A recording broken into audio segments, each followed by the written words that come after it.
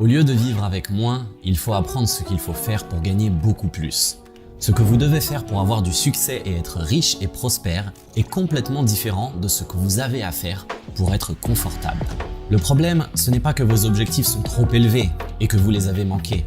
C'est que vos objectifs sont trop bas quand vous les avez atteints. L'équation est simple. Les gens riches font ce à quoi les gens pauvres ne font que penser. Tout le secret de la richesse se trouve dans ce que l'on appelle le schéma financier. Votre schéma financier est tout simplement la façon dont vous pensez, ressentez et agissez par rapport à l'argent. Et cela s'applique à tout le monde, que vous soyez plombier, médecin, PDG d'une grande entreprise ou retraité. C'est la manière dont vous pensez à l'argent. Et peu importe si vous avez beaucoup ou très peu d'éducation, votre schéma financier est la véritable cause de votre succès, échec ou médiocrité financière.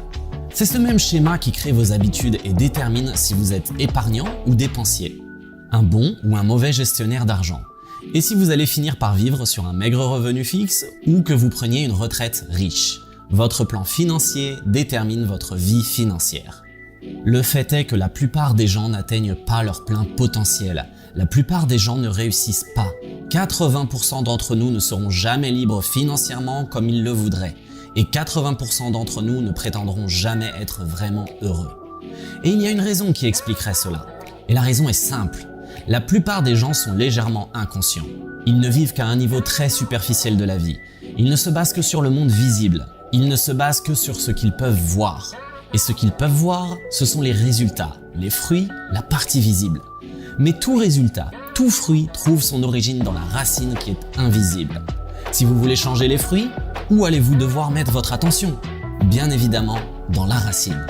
L'argent est un résultat de l'habitude financière. Le poids est un résultat de l'habitude alimentaire. Tout est résultat de quelque chose. La richesse est un résultat. La santé est un résultat. La maladie est un résultat. Nous vivons dans un monde de cause à effet, donc ça se résume à ça. Le seul moyen de changer définitivement votre monde extérieur, c'est d'abord changer votre monde intérieur. Le monde intérieur crée le monde extérieur. Vos pensées mènent à vos sentiments, qui mènent à vos actions, et tout cela mène à votre état financier. Chacun de nous a un schéma personnel d'argent et de succès déjà ancré dans son subconscient. Et plus que tout le reste, c'est ce plan qui déterminera votre vie financière. Cela signifie que vous pouvez être le meilleur homme d'affaires, meilleur négociateur, vous pouvez être le meilleur vendeur, vous pouvez tout savoir sur les actions, les obligations et les autres types d'investissements, si vous avez le bon schéma financier. Les gens qui deviennent millionnaires ont un plan financier prédéfini qui leur apporte du succès. De l'autre côté, nous avons les gagnants du loto. Nous avons tous entendu ces histoires, des gens qui gagnent 5, 10, 50, 100 millions d'euros. 5 ans plus tard, la moitié d'entre eux sont revenus au point de départ comme s'ils n'avaient rien gagné. Parce que leur schéma financier est réglé pour les tirer vers le bas. Voici une histoire époustouflante de la veuve qui a tout perdu. L'histoire raconte qu'elle et son mari avaient économisé toute leur vie pour leur retraite. Et ils s'en sortaient plutôt bien. Mais à la minute même où son mari est décédé, les choses ont commencé à se dégrader rapidement. Leurs investissements ont commencé à diminuer. Le plan de retraite s'est asséché et les factures sont toutes arrivées à échéance en même temps. En 60 jours, elle était pratiquement sans un sou. Il a été découvert qu'elle avait grandi dans la pauvreté et qu'elle avait vu ses parents vieillir dans la pauvreté. En posant quelques questions, T. Harv Eker a compris que le schéma financier de son mari était conçu pour une réussite convenable, mais que le sien était conçu pour une rupture totale. C'est ce qui s'est passé. Le schéma financier est formé sur la base de la programmation que vous avez reçue dans le passé, en particulier lorsque vous étiez enfant. Quelques-unes des principales sources de cette information sont les parents, les frères et sœurs, les enseignants, les médias, la culture, les amis. Le problème, c'est que la plupart d'entre nous ont été formés par des personnes qui n'avaient pas beaucoup d'argent ou qui avaient des problèmes émotionnels à ce sujet. Et leur façon de penser est devenue notre façon de penser. Vous avez sûrement entendu que l'argent est la racine de tous les maux, les gens riches sont avides, il faut travailler dur pour gagner de l'argent, vous ne pouvez pas être riche et spirituel en même temps, l'argent n'achète pas le bonheur, l'argent n'apporte pas l'amour, l'argent ne pousse pas sur les arbres, il faut de l'argent pour faire de l'argent, on ne peut pas se permettre, etc. Ensuite, des expressions comme l'argent de retraite, la caisse de sécurité sociale et le conseiller financier. Vous avez été conditionné par des simples schémas et cela peut changer. Tout d'abord, il est important que vous sachiez que tout changement commence par une prise de conscience. Il est très difficile de changer quelque chose sans savoir qu'elle existe. Voici un bon exemple. Les gens riches sont avides, et on peut changer ça par cette expression. Les gens riches peuvent aussi être généreux. Il faut de l'argent pour faire l'argent. Non, il faut de la créativité pour gagner de l'argent. Des dizaines de milliers de personnes immigrent avec rien, et en quelques années, ils deviennent riches. Ils n'avaient rien du tout au départ. Il faut être assez créatif pour gagner de l'argent. Rappelez que vos pensées mènent à vos sentiments, qui mènent à vos actions, qui mènent à vos résultats. Voici la première leçon. Les personnes riches et qui réussissent croient « Je crée ma vie, je réussis ». Les gens pauvres croient « Je subis ma vie ». Si vous voulez créer un véritable succès, il est impératif que vous croyiez que vous êtes au volant de votre vie. Vous devez croire que vous êtes celui qui crée votre succès. C'est vous qui créez votre médiocrité et c'est vous qui créez vos difficultés financières. Mais au lieu d'assumer la pleine responsabilité de leur vie, la plupart des gens jouent plutôt le rôle de la victime. Les victimes laissent généralement des indices indélébiles. Ils blâment l'économie, ils blâment leur entreprise, ils blâment le marché boursier. Ils accusent le marché de l'immobilier, ils blâment la ville où ils vivent, ils blâment les taxes, ou le gouvernement, ou leur employé, ou leur employeur. Ils blâment leur directeur, ils blâment leur partenaire, ils blâment leur ligne ascendante, ils blâment leur ligne descendante. Ils accusent leur mari, ils accusent leur femme, leur petit ami ou leur petite amie. C'est toujours quelque chose d'autre, c'est toujours quelqu'un d'autre. Et se disent à la fin, vous savez, l'argent n'est pas si important que ça. Se plaindre est la pire chose que vous puissiez faire pour votre santé ou votre bien. La pire. Pourquoi ? Il y a un principe universel qui dit que ce sur quoi vous vous concentrez se développe. Si vous vous concentrez sur ce qui ne va pas dans votre vie, qu'allez-vous obtenir en plus grande quantité ? Vous allez obtenir plus de ce qui ne va pas dans votre vie. Vous vous transformez en un grand aimant à ordures. Et avez-vous déjà remarqué que les personnes qui se plaignent ont généralement une vie minable ? Voici donc quelques étapes riches qui vont changer votre schéma directeur et changer votre vie. Tout d'abord, ne vous plaignez pas. C'est votre choix. Vous pouvez être une victime ou vous pouvez être riche, mais vous ne pouvez pas être les deux. Donc, vous choisissez parce qu'à chaque fois que vous blâmez, justifiez ou vous plaignez, vous ne coupez pas seulement votre avenir financier, mais aussi votre bonheur et votre santé. Voici une autre étape en plus de celle-ci. Commencez à prendre l'entière responsabilité de tout ce qui se passe dans votre vie, surtout quand il s'agit de votre argent. Vous devez vous dire « Je suis l'acteur de mon succès financier ». Voici un exercice. Envisagez vos objectifs financiers en fonction de deux éléments. Le premier est en termes de revenus. La deuxième est en termes de valeur nette. Et prenez un moment pour y réfléchir. Disons que l'un de vos objectifs financiers en matière de revenus est de gagner 100 000 € par an. Ni bon, ni mauvais. Dites simplement 100 000 €. Et disons que votre objectif pour votre fortune nette est de 1 million d'euros. Maintenant, voici un autre secret de la richesse qui est la deuxième leçon. Les gens qui sont riches et qui réussissent jouent au jeu de l'argent pour gagner, alors que la plupart des gens jouent pour ne pas perdre. La plupart des gens jouent le jeu de l'argent de manière défensive, au lieu de le jouer offensif. En sport, chaque fois que vous jouez un match strictement en défense, quelles sont vos chances de gagner ce match ? Très minces et très inexistants. Et la préoccupation première de la plupart des gens sont la survie et la sécurité. Alors quel est votre objectif ? Quel est votre véritable objectif ? Quelle est votre intention ? L'intention des gens riches est de créer l'abondance. Alors que la plupart des gens, leur intention est d'avoir assez d'argent pour payer les factures ou juste s'en sortir. Ou encore cette phrase « Je veux juste gagner de l'argent et avoir une vie décente ». Et vous savez quoi ? Grâce au pouvoir de l'intention, c'est exactement ce que vous allez obtenir. Pas un centime de plus. Il y a des millions de personnes en bonne santé, incroyablement intelligentes, qui ont essentiellement échangé leurs rêves contre la sécurité. Et voilà le truc. Leur vie entière tourne autour de leur budget qui est totalement serré. Quelle façon de vivre quand votre budget vous dirige ? Tout ceci est un plan basé sur la peur. Pourtant, le fait est qu'il y a des douzaines, si ce n'est des centaines de seniors qui ont créé plus de richesses en seulement 2 ans, plus que ce qu'ils ont créé durant leurs 50 dernières années. Tout dépend de votre intention. Tout est dans la façon dont vous pensez. Le confort ne mène pas à la richesse. Ce que vous devez faire pour avoir du succès et être riche et prospère est complètement différent de ce que vous devez faire pour être simplement confortable. On sait tous que le confort ne mène pas à la richesse. De l'autre côté, si vous optez pour la richesse, vous finirez probablement par être à l'aise. Il y a un dicton qui dit que si vous visez les étoiles, vous allez au moins toucher la lune. La plupart des gens ne visent même pas le plafond de leur maison et ils se demandent quel est le problème. Le problème de la plupart des gens est le suivant. Ce n'est pas que vos objectifs sont trop élevés et que vous les manquez, c'est que vos objectifs sont trop bas et que vous les avez atteints. T. Harv Eker dit que vous devez réécrire vos objectifs financiers et il veut que vous ajoutez un 0 à chacun de vos objectifs. Pour l'exemple qu'on avait pris précédemment, au lieu de viser un revenu de 100 000 € et une fortune nette de 1 million d'euros, visez plutôt un revenu de 1 million et une fortune nette de 10 millions d'euros. Et quand vous regardez ces nouveaux objectifs, comment vous sentez-vous? Quelles sont les pensées qui tournent dans votre tête? Combien d'entre elles pourraient vous mettre un peu mal à l'aise? Est-ce que ça pourrait être un peu effrayant, un peu irréaliste? 1 million d'euros par an? Une fortune de 10 millions de dollars? Qui en a besoin? Je vais me tuer en faisant ça. Je ne veux même pas essayer de le faire. Je n'aurai pas le temps pour autre chose. Je suis trop vieux. Je ne sais pas comment faire. J'enlèverai de l'argent aux autres en faisant ça.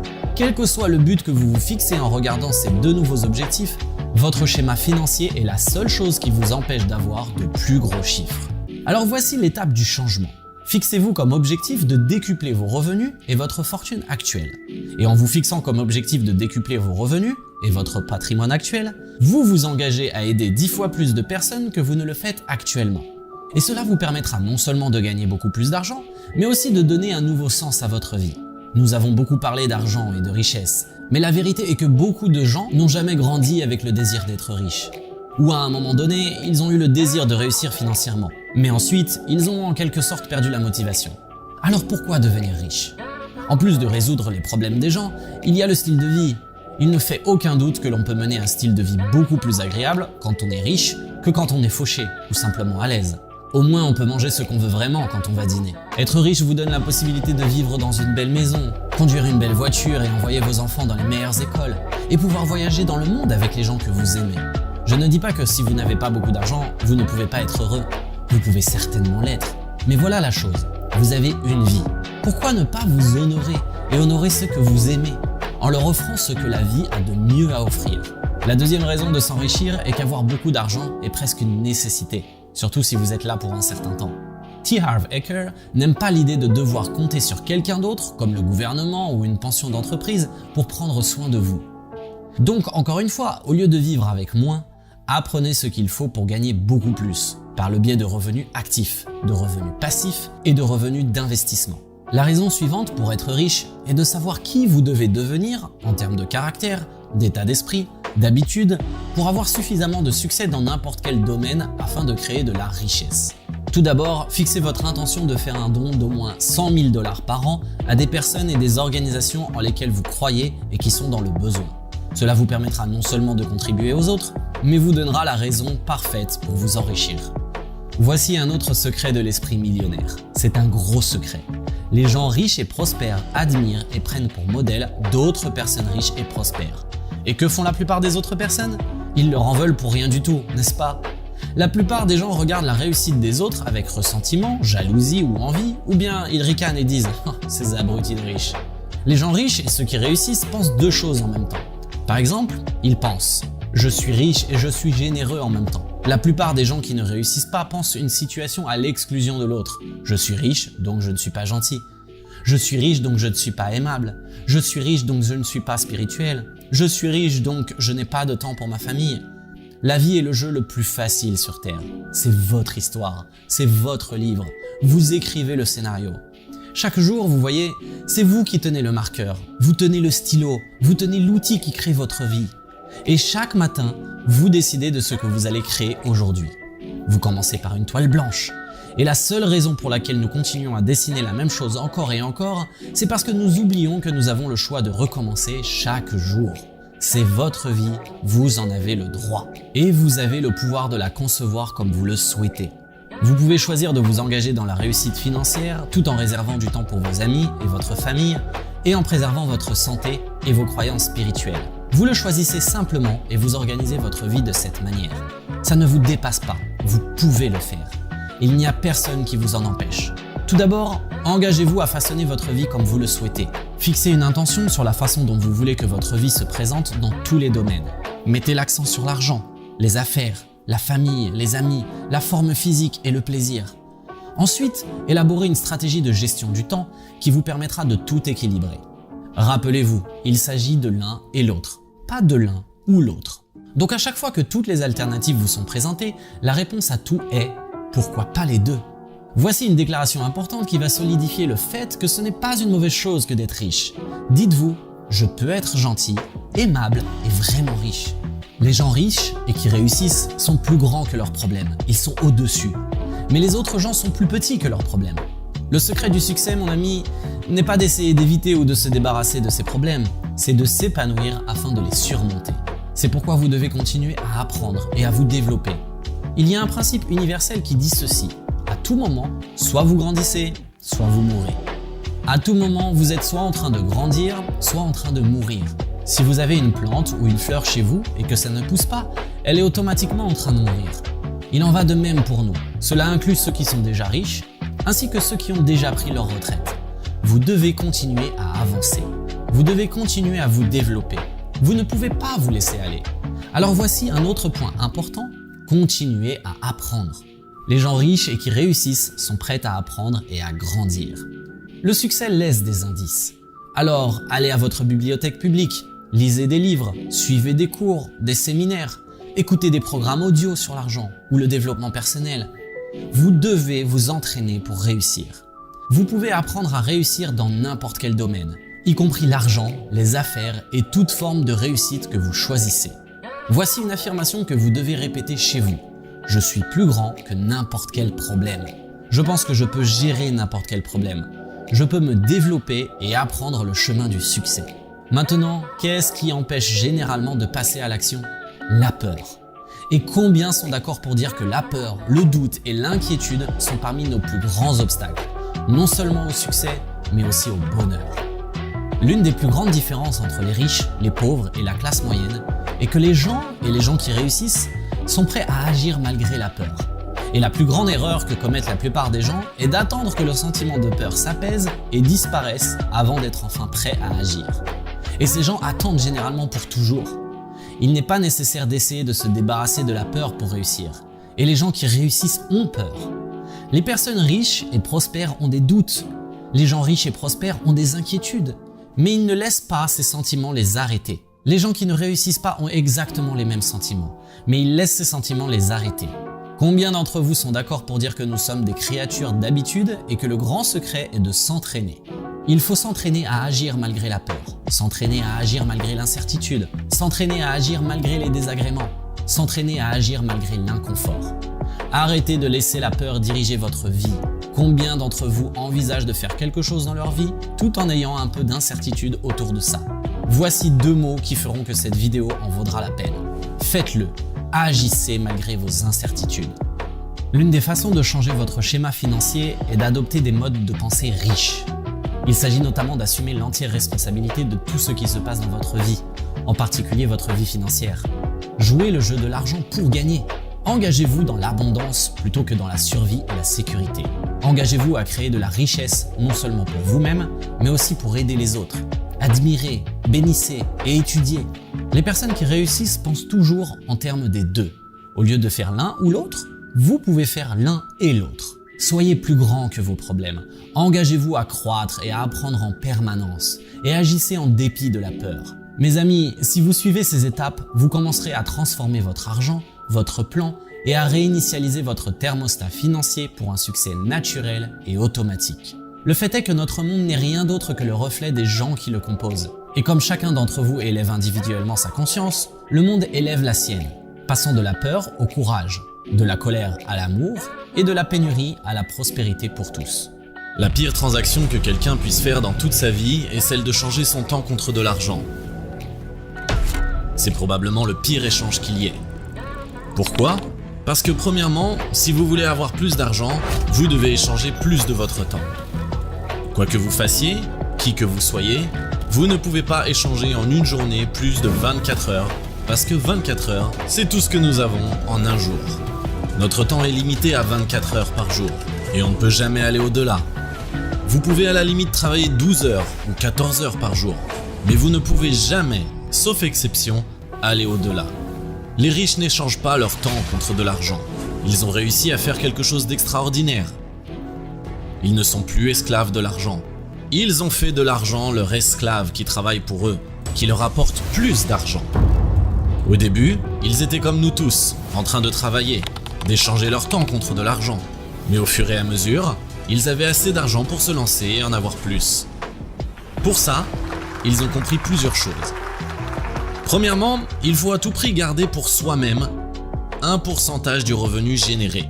Si vous allez travailler et que vous dépensez tout l'argent que vous recevez chaque mois, surtout dans des choses de consommation qui ne vous apportent rien d'autre qu'un plaisir d'un instant, vous êtes en train de faire une erreur monumentale qui va vous coûter plus cher plus tard dans votre vie. Vous pouvez vous douter de tout sauf de ça, c'est une certitude. Deux mots ici sont importants.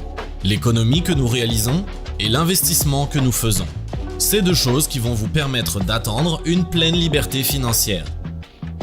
Peu importe nos raisons personnelles, notre train de vie, tout le monde a la capacité de pouvoir économiser et investir si, et seulement si nous accordons une place importante à notre liberté financière. On peut se donner n'importe quelle excuse pour nous empêcher d'économiser. On peut se dire, si j'économise 10%, je n'aurai plus d'argent pour aller au cinéma 2 fois par mois. Si j'économise 15%, eh bien c'est encore pire. Je n'aurai non seulement plus d'argent pour aller au cinéma, mais je n'aurai plus d'argent pour également payer mon abonnement Netflix.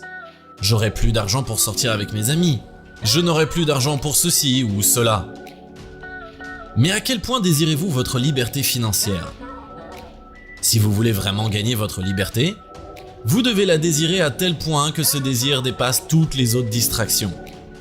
C'est ça la force avec laquelle vous devez opérer. Vous devez désirer cette liberté au point où ce désir dépasse toutes les autres distractions. Après, je comprends qu'il soit facile de le dire et difficile de le faire. Mais voici une méthode simple et efficace pour y arriver. Vous recevez chaque mois votre salaire sur votre compte en banque. Votre premier réflexe, avant même de faire quoi que ce soit, retirez 15 à 20% de ce que vous venez de recevoir et placez-les sur un autre compte. Et vous devez vous préparer mentalement à vivre avec ce qui reste. Considérez cela comme un impôt ou une taxe que vous devez vous acquitter quoi qu'il en soit.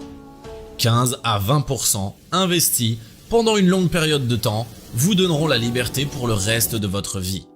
Il y a des gens qui se sont convaincus qu'ils ne pourront jamais économiser parce qu'en économisant, ils sentent qu'ils sont en train de soustraire un événement ou un achat qu'ils croient important pour soutenir leur train de vie. Faites une liste et traquez là où va votre argent tous les mois. Priorisez les dépenses de la plus importante à la moins importante. Et effacez de cette liste toutes vos dépenses non importantes et non nécessaires. Vous pouvez commencer par économiser 5% et monter graduellement au fur et à mesure. Et voici un autre point intéressant. Le montant que vous gagnez importe peu. Que vous gagnez 1 800 € par mois ou 3 200 € par mois. Le montant importe peu. C'est l'économie que vous en faites qui est la clé. Le salaire que vous gagnez vous permet de survivre mois après mois. L'économie et l'investissement que vous faites vous permettent de vivre le reste de votre vie. Si vous faites cela pendant une période de 10 ans, vous allez vous remercier plus tard de l'avoir fait. Il y a un exemple donné dans le livre Money Masters the Game par Tony Robbins, où un gars qui ne gagnait que 14 000 $ par an se retrouve à la fin avec 70 millions dans le dernier quart de sa vie. Voici ce qu'il a fait. Il a un jour croisé un ami qui lui a dit « Je vais te rendre riche, toi ». Et le gars répond « Je ne serai jamais riche, je ne gagne que 14 000 $ par an, je n'arriverai jamais à faire des économies ». Son ami lui répond « Écoute, si le fisc venait à te demander de payer 15% de plus, tu vas gueuler, mais tu vas finir par payer. Alors pourquoi ne pas te payer en premier, mon ami ?» Il lui a dit « On va économiser 20% et les investir de manière passive, et tu verras le résultat que cela va engendrer. » Avec une discipline, il a commencé à appliquer, et dites-vous, quand il a checké son compte d'investissement lors de sa retraite, il y avait 70 millions. Il a fait deux choses, économiser et investir pendant une longue période de temps.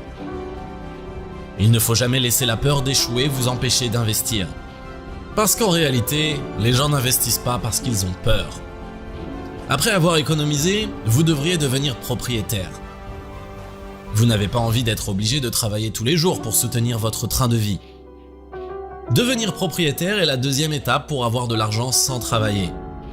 C'est un aspect très important, les amis. Vous ne voulez pas avoir un iPhone sans avoir une part des actions d'Apple. Vous ne voulez pas posséder une Mercedes sans avoir une part des actions de Mercedes. Vous devez acheter des choses qui s'apprécient sur le temps, des choses qu'on appelle des actifs, celles qui prennent de la valeur. Avant d'acheter des choses qui se déprécient dans le temps, ou autrement dit des passifs, achetez d'abord des actifs. Devenez propriétaire. Et aujourd'hui, il y a 1000 façons de le faire. Vous pouvez acheter des actions individuelles comme celles d'Amazon ou Apple. Vous pouvez acheter une variété d'actions grâce aux index funds comme le Vanguard S&P 500 qui regroupe une variété d'entreprises et qui par là diversifie votre exposition au risque. Vous pouvez faire des investissements participatifs par-ci, par-là.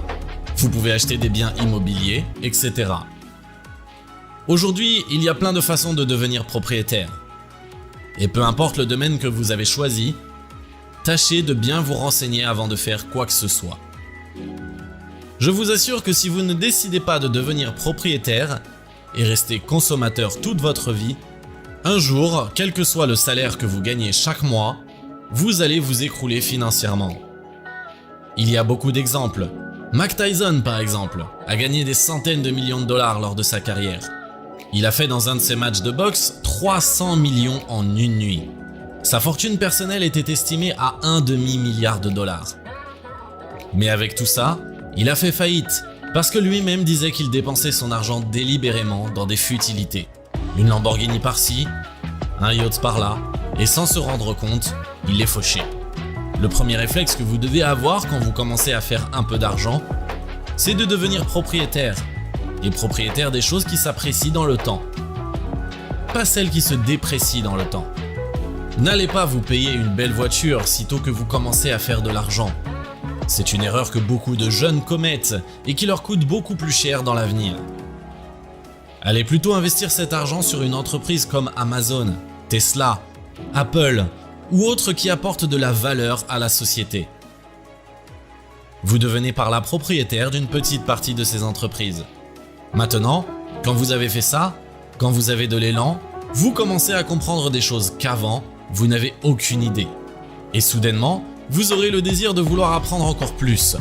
Et à ce moment-là, vous devez essayer de mettre en place un business qui fonctionne H24, 7 sur 7, 365 jours l'année.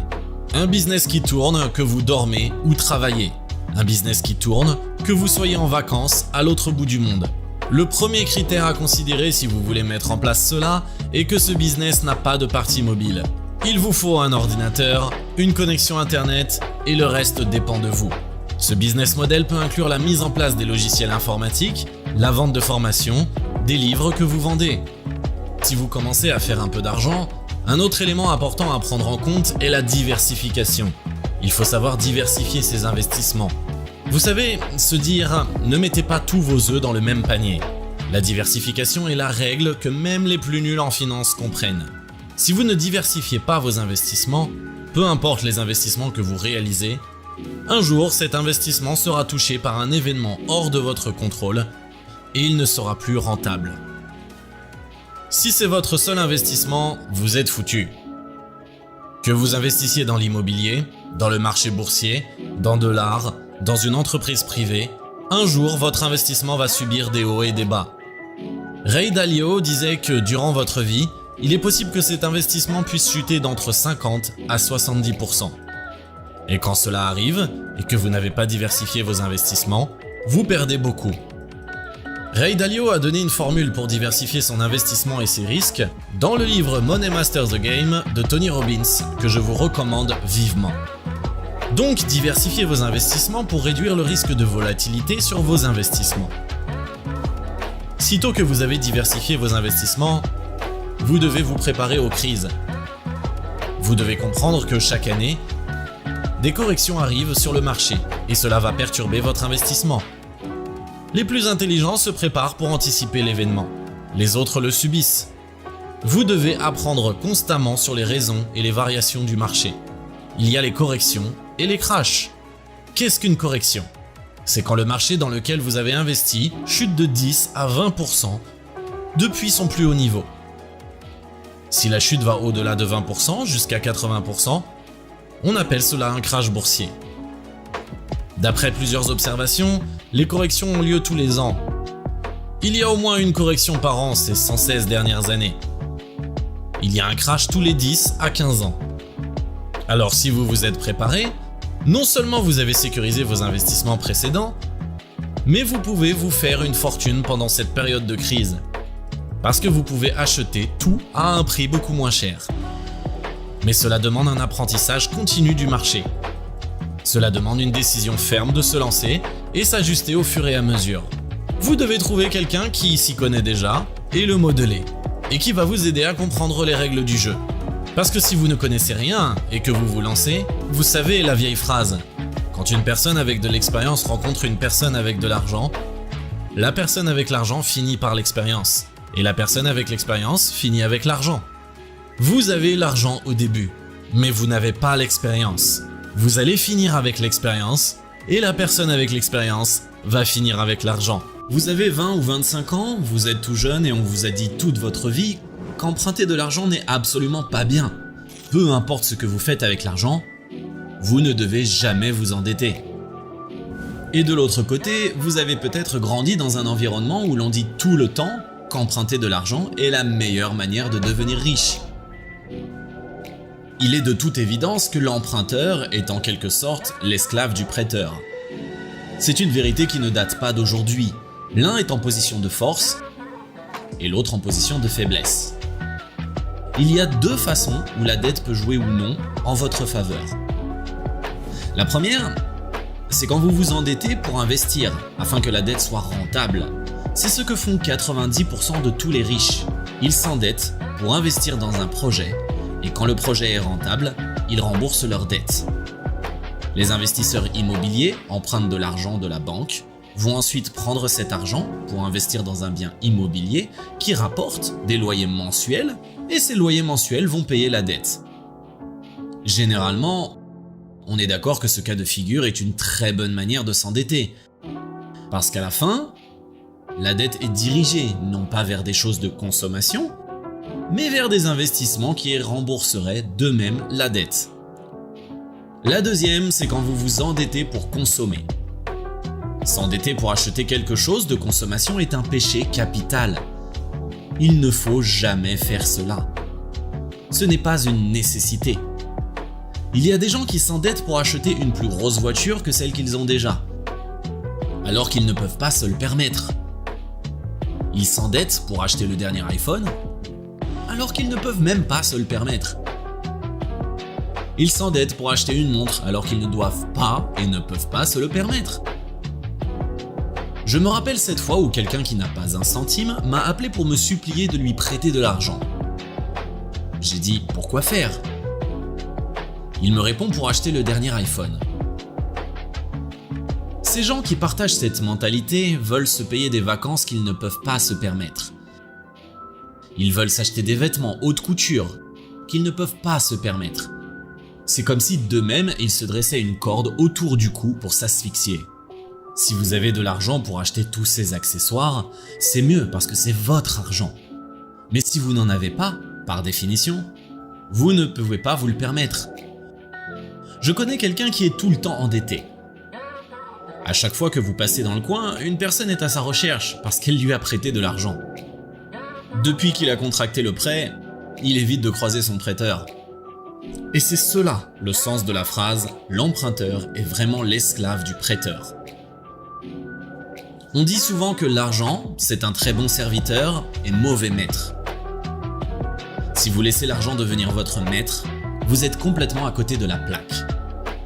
Voici 5 règles développées par Dave Ramsey pour ne plus se retrouver dans ce genre de situation et toujours avoir de l'argent sur son compte. Attention, ces règles ne sont pas des vérités absolues. Vous pouvez ou non être d'accord. Peu importe votre position, une chose est sûre. Elle a été donnée à plus de 8 millions d'étudiants qui ont suivi et vivent maintenant une paix financière. La première règle est celle-ci. Vous devez commencer par économiser de l'argent. Beaucoup de gens comprennent intellectuellement cette règle, mais ils ne l'appliquent pas, simplement parce qu'ils ne se rendent pas compte de combien elle est importante. et à quel point elle peut éventuellement changer leur vie. Économisez vos premiers 1000 €. Procédez par étapes. Chaque mois, essayez de ne pas dépenser tout ce que vous avez gagné. Économisez au moins 10 à 15%. Vous ne vous rendez pas compte, mais si vous économisez 10% de ce que vous gagnez tous les mois à la fin de l'année, même pas en 10 mois, vous aurez économisé l'équivalent d'un mois de salaire. C'est d'ailleurs la leçon enseignée dans le livre « L'homme le plus riche de Babylone » de George Clason, quand Arcade racontait à ses deux amis comment il a construit sa fortune et comment il est devenu l'homme le plus riche de Babylone. Il leur racontait que quand il était très pauvre, il avait rencontré un homme très riche et qui était venu le voir pour rédiger un script, et il voulait que le travail soit fait rapidement, en urgence.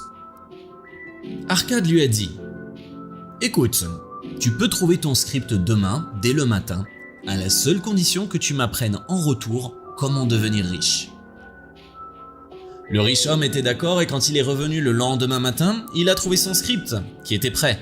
Arcade lui a dit « Maintenant, j'ai rempli ma part. Il te reste à toi aussi de remplir la tienne. Apprends-moi comment devenir riche comme toi. » Les gens, avant, ils avaient cette humilité de demander et dire « Apprends-moi ». Ils ne pensaient pas tout savoir.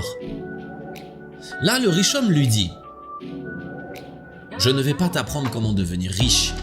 Je vais faire mieux. Je vais te montrer et faire de toi quelqu'un de très riche. » Il lui dit « Ne va pas juste comprendre ce que je vais te dire, mais va jusqu'à faire ce que je vais te dire. » Et il lui dit « Commence par économiser 10% de tout ce que tu gagnes. » Et Arcade a commencé à économiser 10%. Et il est devenu l'homme le plus riche de Babylone en commençant par ce petit geste. Et vous aussi, qui regardez cette vidéo en ce moment, devriez non pas juste comprendre que vous devez économiser 10%, mais vous allez réellement économiser 10% de ce que vous gagnez tous les mois. N'allez pas le faire juste pendant un mois et oubliez le reste. 10% d'un seul mois, ce n'est absolument rien du tout. Mais 10% de plusieurs, c'est évidemment quelque chose. Deuxième règle, arrêtez d'emprunter l'argent pour acheter quelque chose de consommation. Quelque chose qui se déprécie dans le temps. Ne faites jamais cela. Même si vous mourrez de faim, demandez à manger, mais n'allez pas emprunter de l'argent pour des choses de consommation. Nous l'avons dit, c'est un péché capital. Peu importe la situation dans laquelle vous êtes, peu importe le désespoir qui vous habite, peu importe votre détresse, il ne faut jamais emprunter de l'argent afin d'acheter des choses comestibles. Il y a cette belle expression qui dit « Ne demandez pas le poisson, apprenez à en pêcher ». Cela s'applique à l'argent. Ne demandez pas de l'argent, apprenez à en gagner. La dernière fois, je parlais avec un jeune qui vient juste de finir ses études et qui vient d'intégrer la vie active.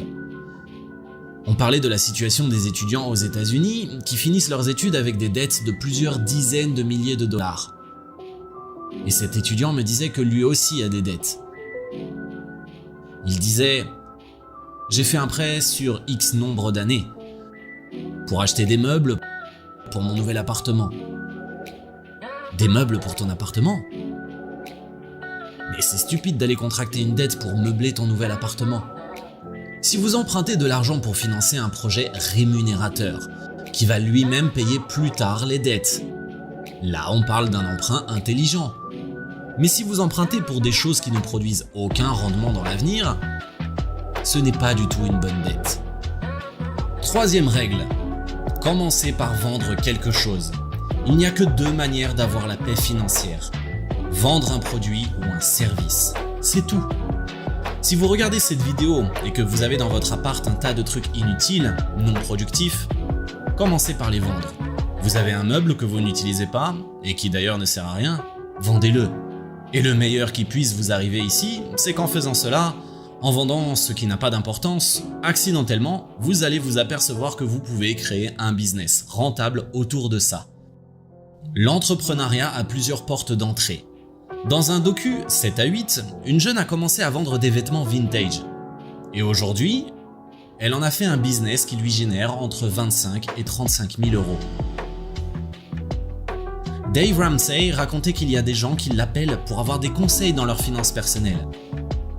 Ils disent des fois « Bonjour Dave, écoutez, je gagne 27 000 € par an. J'aimerais savoir comment avec ce salaire, je peux financer l'université de mes enfants. » Et Dave, qui est habitué à ce genre de discours, a une réponse toute faite.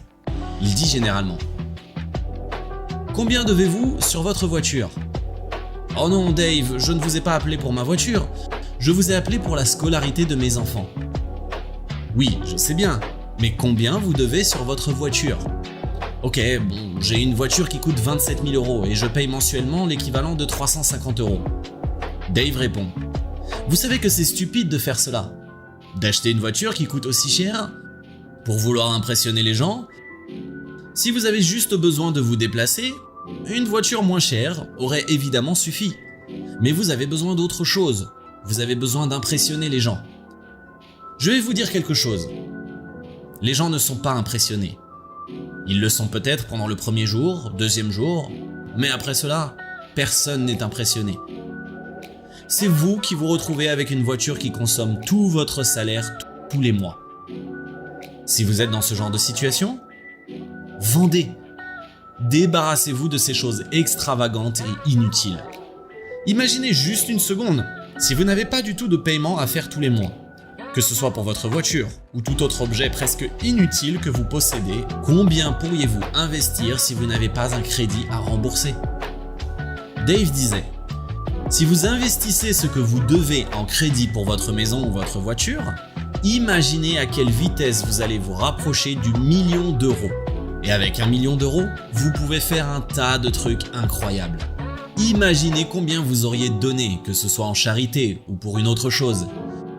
Imaginez la paix que vous auriez si l'argent n'était plus, pour vous, un souci. Règle numéro 4, et c'est une règle très controversée, ayez 2 emplois. Allez trouver, en plus de votre travail principal, un travail supplémentaire, ou un business, ou autre chose qui vous rapporte de l'argent en plus de votre salaire principal. Dave Ramsey disait « Il y a un endroit où aller quand on est fauché. Allez travailler. » Pourquoi faire ça ?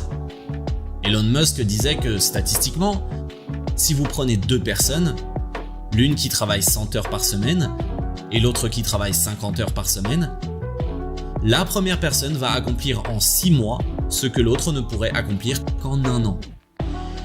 Aussi simple que ça.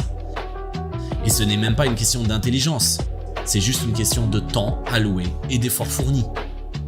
Si vous avez 20 ans et que vous voulez avoir une paix financière quand vous aurez 30 ans, et qu'en même temps, vous ne travaillez que 20 heures par semaine, vous n'êtes pas réaliste et vous n'allez jamais, à ce rythme, atteindre l'indépendance financière. Ce n'est qu'une illusion. Après, je comprends les gens qui peuvent dire « vaut mieux travailler intelligemment ». Ce n'est pas la quantité qui compte, mais l'efficacité. Oui, cela est vrai, mais ce n'est pas fait pour la plupart des gens. Beaucoup de gens ne connaissent que les 35 heures. Et l'idée la plus répandue actuellement est qu'on ne peut pas atteindre la paix financière avec les 35 heures. Cette phrase ne peut sembler vraie que pour ceux qui n'ont aucun plan financier, aucune patience, zéro économie, et dépensent tout ce qu'ils gagnent à la fin du mois. Il n'y a pas un cheminement unique pour atteindre la paix financière.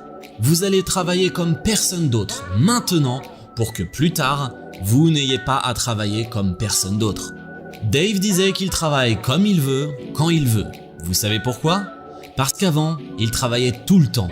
Et c'était le sacrifice qu'il devait faire pour avoir la vie qu'il a actuellement. Et enfin, dernière règle. Vivez avec moins que ce que vous gagnez. Honnêtement, je pense que cette règle devrait être enseignée dès l'école primaire, tellement elle est importante. Elle est simple et sa mise en pratique fait qu'à la fin du mois, vous n'avez pas de problème financier. Vous avez 2 personnes, une qui gagne annuellement 200 000 €, l'autre qui ne gagne que 75 000 €. À la fin de l'année, la personne qui gagne 75 000 se retrouve avec 25 000 € de plus qu'elle a économisé. Et l'autre qui gagne 200 000 € se retrouve avec une dette de 17 000 €. Selon vous, pourquoi celle qui gagne beaucoup se retrouve avec une dette et l'autre se retrouve avec des économies? Vous avez raison si vous avez répondu que c'est parce que l'une vit en dessous de ses moyens et l'autre au-dessus de ses moyens. Vivez en dessous de vos moyens. Pourquoi devriez-vous suivre ces étapes? Parce que premièrement, devenir riche rapidement est une exception. Ce n'est pas la règle, et ça arrive très rarement. Et des fois, ça s'en va aussi vite que ça n'arrive. Devenir riche lentement est bel et bien possible.